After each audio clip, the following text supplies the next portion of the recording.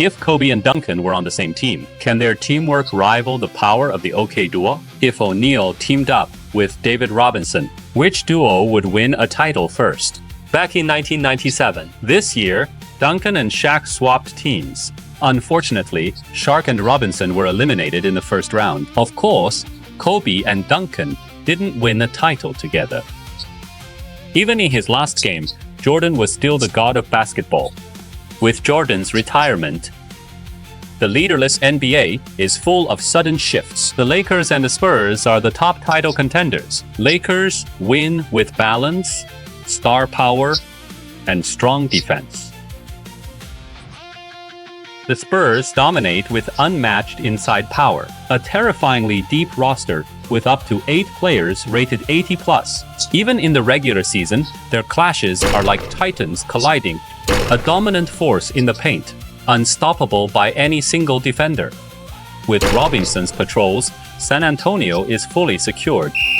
The Lakers have the unbeatable Stone Buddha. Offensively, he's unstoppable inside the arc.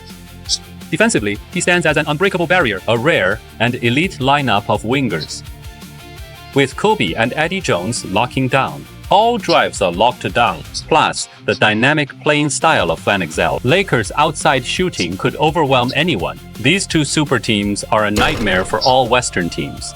Although Van Exel was absent for more than a month due to injury, the Lakers still dominated with the Spurs. Lakers had 58 wins, Spurs had 60. Last season Spurs, eliminating Suns, ranked 3rd. But the best record was in the East. That is the 76ers, led by Iverson, Coleman, and Doherty. Representing 3 generations of top draft picks, they posted a dominant 68-win season, ruling the East. But on an individual level, second-year Duncan was truly impressive. He aggressively scored 26.6 plus 13.6 plus 5.6, along with 1.2 plus 1.3 plus 2.8 blocks. Exceptional two-way defense, beyond rookie level. Naturally, he swept both the regular season MVP and Best Defensive Player awards. Selected to the NBA first team with Iverson, Kidd, Garnett, and O'Neal, his teammate Kobe also improved fast. In his rookie year as a starter, he made the NBA third team and defensive second team. Already outperformed all-star teammates Eddie Jones and Nick Van Exel. Became the Lakers' new perimeter core. And his overall rating increased from 90 to 94. The Lakers' young core shows real title potential. Of course, in the playoffs, anything is possible. Expect the unexpected. Lakers face Timberwolves in first round. Marbury is a second-team star. Garnett is a first-team star. Both are dynamic, a future superstar duo. So, Lakers couldn't relax. Right at tip-off, Garnett showed his ferocious defense. Duncan's signature bank shots failed, but his overexcitement quickly earned him his first foul. Garnett is truly exceptionally talented. Even against Duncan's defense, he pulled off impressive putbacks. This adds intrigue to the matchup between two young teams. The Timberwolves love aggressive dunks. The Lakers focus more on skills. Kobe and Duncan both showed off fadeaway jumpers. With Van Exel's outside help, Timberwolves' playoff offense is lacking. In terms of talent, the Lakers are just as strong. Young Kobe could still break through even against 2 defenders. No matter how skilled Garnett is, no matter how versatile his offense is. The Wolves couldn't stop the Lakers' offense. Ultimately, the Timberwolves were overwhelmed on all fronts. Sadly, left in defeat and regret. The Lakers' performance was far from ideal. After all, Kobe did lock down Anderson, but didn't play aggressively enough. So clearly, after this game, the Lakers secured a spot in the next round. It's actually the Spurs who are a concern. After all, their opponent is the seasoned Jazz, masters of the pick and roll.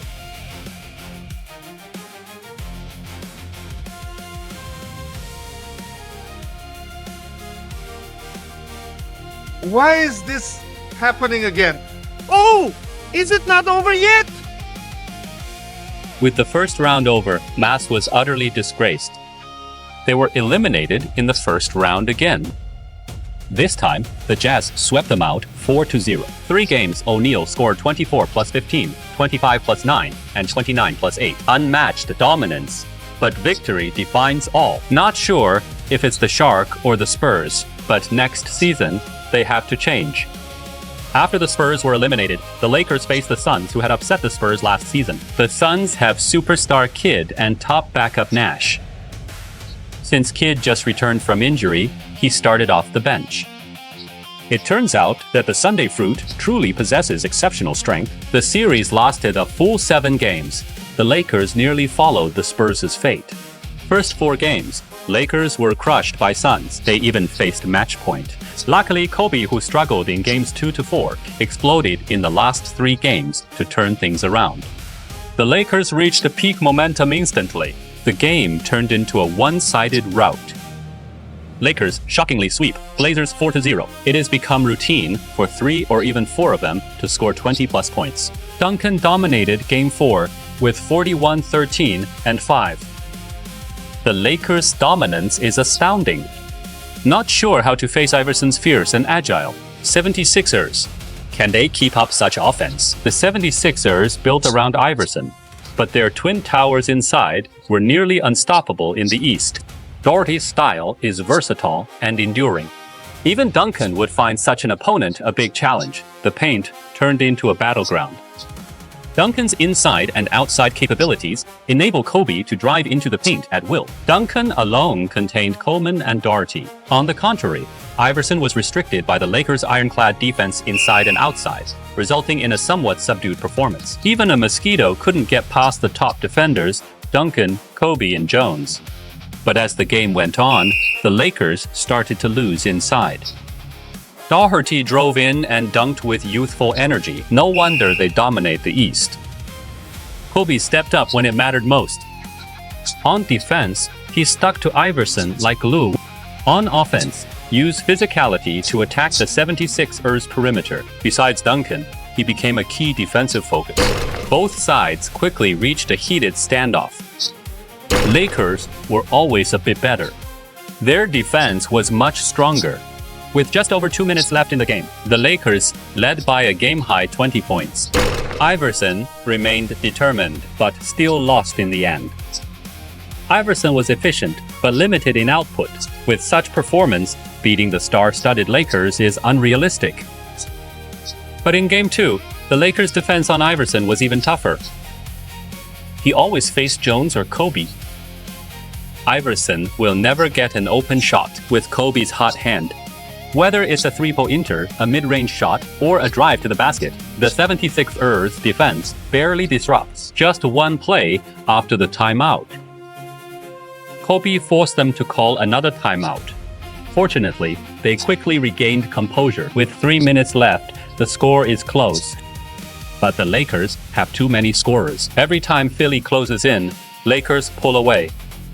Iverson fought through tight defense to cut the deficit to under 5. Duncan then swiftly leveraged his solid footwork to once again extend the point gap in the most outrageous manner. Can the 76ers come back against the Lakers? Let's wait and see. Doherty. He took the shot and scored. Great assist!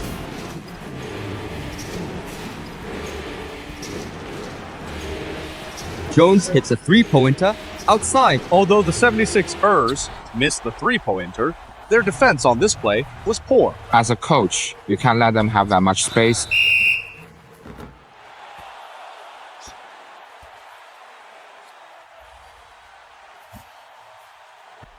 Made the first free throw, gap down to 3. Missing the second free throw is a big blow for them. After missing a free throw, they now need a three-pointer to tie.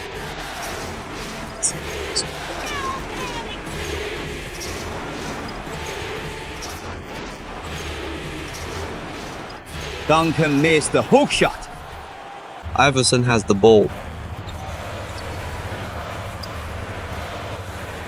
Coleman was stripped by Duncan, and they scored on a fast break. He tipped it in, scoring on the second chance. He got the ball by skill, not luck. He knows where the ball will bounce off the rim. Facing Kobe's defense. Facing Van Axel. The ball is back to Iverson. 5 seconds left. Great goal! That was awesome. Now it is just a 3-point game. Unbelievable shot. Huge height gap. I thought he'd get blocked. Iverson's layup gave the 76ers hope. Coleman's steal made the game unpredictable. Iverson won't let his team down. In a flash, Iverson dashed into the paint. Soared past Kobe and Duncan for a powerful one-handed dunk. Unfortunately, the 76ers had to foul due to a 1-point gap. Van Exel goes to the line. Van Exel made both free throws. 76ers call timeout. They can't afford to miss this possession. Kobe, tasked with guarding Iverson, knew the stakes. With tight defense, Iverson had no room to shoot. After the missed shot, the 76ers lost momentum. First free throw is good. Up by 4.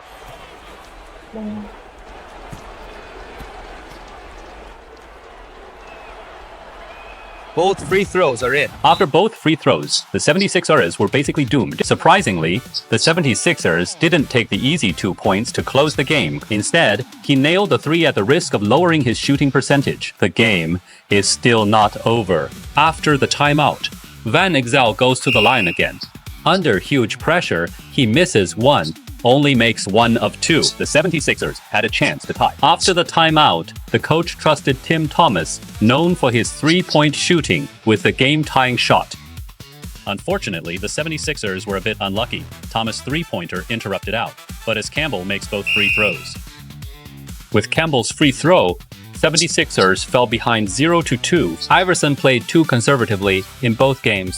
If the Lakers' tough defense can't be broken, the 76ers' title hopes are slipping away. Of course, what is scary is Iverson performed well in the last 2 games, but the Sixers' interior fell behind because the Lakers have a legendary power forward, Tim Duncan. In 4 finals, Duncan averaged 26.7 plus 10.7 plus 4.7 plus 0.7 steals and 2.5 blocks. His performance was all around. Finals top scorer Kobe was just as impressive. His average points per GAME reached as high as 30.2, and he was able to limit the scoring leader Iverson to only 25.5 points. He's the key reason for the Lakers' dominance.